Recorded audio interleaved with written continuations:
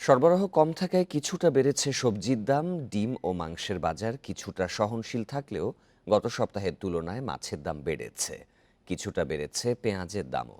বিস্তারিত জানাতে বা চট্টগ্রাম ও কুষ্টিয়া থেকে যোগ দেবেন সহকর্মীরা। শুরুতে যাচ্ছি চট্টগ্রামে, সেখানে রয়েছেন সহকর্মী অনুপম শীল।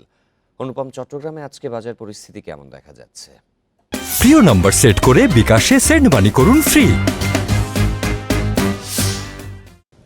আমরা এখন আছি কাজীদেরই বাজারে এবং আমরা যদি একটু দেখাতে চাই, এখনো কিন্তু পুরোপুরিভাবে সেভাবে বাজারের সব দোকানপাট খোলেনি। তবে এখনো যে চিত্র দেখা যাচ্ছে যে গত সপ্তাহে আমরা যে পরিস্থিতি দেখেছিলাম, অর্থাৎ ঊর্ধ্বমুখী একটি প্রবণতা, বিশেষ করে সবজি, মাংস, মাছের বাজারে, তার খুব একটা পরিবর্তন হয়নি। এবার আমরা দেখছি যে ঠিক একই অবস্থা এই সপ্তাহে এসেও কিন্তু ঊর্ধ্বমুখী প্রবণতার মধ্যে আছে। বেশিরভাগ সবজিই কিন্তু বিক্রি হচ্ছে 60 থেকে 100 টাকার মধ্যে। অর্থাৎ আমরা যদি বলি লাউ, আলু, কাঁকরোল, বরবটি, এই সবজিগুলোর দাম গত সপ্তাহে ঠিক এরকম ছিল, 100 টাকা, 80 টাকা কেজি। ঠিক একই রকম এবারও কিন্তু একই রকম।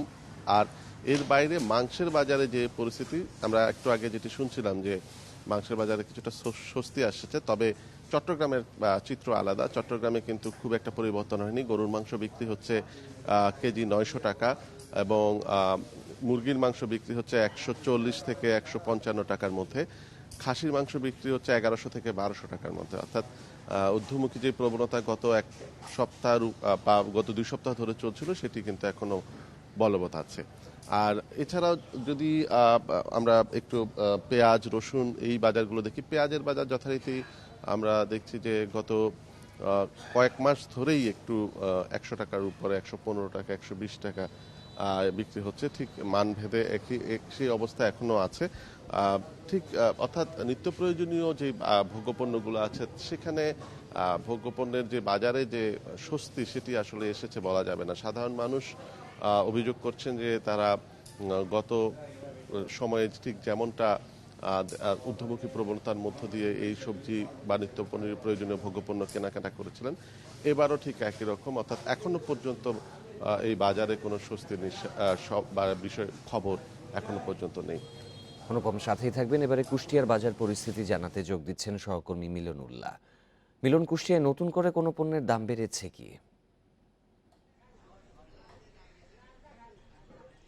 হ্যাঁ, আসলে দেখুন, এই যে গত কয়েকদিনের যে বাজার অস্থিরতা, সেই বাজার অস্থিরতা কিন্তু এখন অনেকটাই কাটিয়ে এখন স্বাভাবিক হতে শুরু করেছে বেচা কিনা, এবং বাজারে ক্রেতা এবং বিক্রেতাদের ভিড় বাড়ছে। কিন্তু সেই তুলনায় কিন্তু বাজারের যে যদি বলি যে দাম কমা বা বাড়া, সেটা কিন্তু কুষ্টিয়াতে ঘটেনি। আমরা বেশ কয়েকটি বাজার ঘুরে যেটি দেখেছি যে আসলে এই যে কাঁচা বাজার, এগুলো কিন্তু আসলে প্রায় প্রত্যেকটি যে সবজি, সেই সবজির দাম একই জায়গায় স্থিতিশীল অবস্থায় আছে।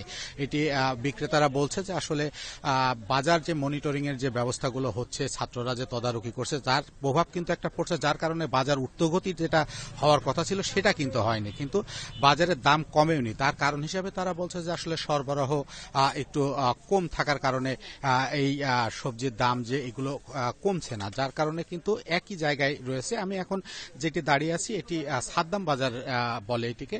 তো আসলে এই সাদ্দাম বাজারে আমি ক্রেতা বিক্রেতাদের সাথে কথা বলে দেখেছি যে আজকেও যে আলু সবচেয়ে প্রয়োজনীয় যে কাঁচা বাজারটি, সেটি কিন্তু বিক্রি হচ্ছে 55 এবং 60 টাকা কেজি দরে প্রকার ভেদে। সেই সাথে কিন্তু বেগুন 60 টাকা, পেঁপে 30 টাকা, লাউ কিন্তু মাঝারি সাইজের বা বড় সাইজের যেগুলো 30 টাকা পার পিস বিক্রি হচ্ছে। তো আসলে এবং আমরা দেখেছি যে ডিমের বাজার, সেই ডিমের বাজার কিন্তু আজকে যেটা দেখেছি যে হালি বিক্রি হচ্ছে 48 টাকা হালি ডিম বিক্রি হচ্ছে। তো আসলে তারা একটাই কথা বলছেন যে ক্রেতারাও বলছেন যে আসলে তারা যেভাবে এই বাজার মনিটরিং চলছে এবং এখন যে একটা সিস্টেমের ভিতরে সবকিছু চলে এসছে, তাতে আগামী কয়েকদিনের ভিতরে বাজারের পরিস্থিতি নিম্নমুখী হবে বলে তারা আশা প্রকাশ করেছেন। তো তারপরেও কিন্তু একটা জিনিস রয়ে যায় যে যদি সরবরাহের ঘাটতি থাকে, সেই সরবরাহের ঘাটতি থাকলে কিন্তু আসলে বাজারের একটু ঊর্ধ্বমুখী হওয়ার সম্ভাবনা আছে। তবে পেঁয়াজ এবং কাঁচামরিচের দাম এটা কিন্তু কোনোভাবেই কমছে না, এবং এটা কমার কোনো লক্ষণ এখন পর্যন্ত দেখা যাচ্ছে না। কুষ্টিয়া থেকে এই ছিল কাঁচা বাজার পরিস্থিতি নিয়ে আমার কাছে সর্বশেষ সংবাদ। কুষ্টিয়া ও চট্টগ্রাম থেকে বাজার পরিস্থিতির খবর জানাচ্ছিলেন সহকর্মীরা।